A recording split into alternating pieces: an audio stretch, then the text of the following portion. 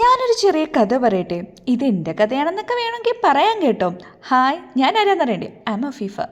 By profession ഞാനൊരു ഡോക്ടറാണ്. അതുപോലെ തന്നെ ഞാനൊരു മദറും കൂടിയാണ് കേട്ടോ. എൻ്റെ ഫുൾ ടൈം ജോലി എന്താണെന്നറിയാവോ? Over thinking.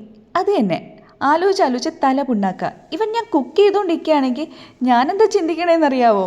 അയ്യോ, ഈ അടുപ്പെല്ലാം കൂടെ പൊട്ടിത്തെറിച്ച് പണ്ടാരമായി കഴിഞ്ഞ് കഴിഞ്ഞാൽ ഞാൻ എങ്ങോട്ട് പോവും? ഇതിനി തെറിക്കൂലേ? അങ്ങനൊന്നും ഉണ്ടാവല്ലേ. ഇത് തന്നെ. ഇനിയിപ്പം പോട്ടെ, ഞാൻ പാത്രം കഴുകാമെന്ന് വെച്ചോ.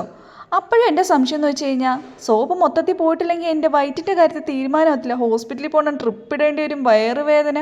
ഇനി അതെല്ലാം പോട്ടെ, ഞാൻ ഒരിടത്ത് വെറുതെ ഇരുന്ന് കഴിഞ്ഞാൽ അപ്പോൾ വിചാരിക്കും, അയ്യോ എനിക്ക് ലോൺലിനെസ്സാണ്, എനിക്കെന്തോ പ്രശ്നമുണ്ട്, എനിക്ക് ഡിപ്രഷനാണെന്നാണ് തോന്നുന്നത്. ഇനിയിപ്പോൾ ഞാൻ എന്ത് ചെയ്യും? കൗൺസിലിംഗ് എടുക്കേണ്ടി വരുമായിരിക്കും അല്ലേ? മിക്കവാറും കൗൺസിലിങ്ങിന് പോകേണ്ടി വരും. ഇനി നിങ്ങൾ പറ, ഓവർ തിങ്കിങ്ങിന് ഓസ്കാർ അവാർഡ് കൊടുക്കുകയാണെങ്കിൽ തീർച്ചയായിട്ടും അത് എനിക്ക് തന്നെ കിട്ടത്തില്ലേ? എന്നെപ്പോലെ നിങ്ങളും ഉണ്ടോ ഇതുപോലത്തെ ഓവർ തിങ്കർമാർ?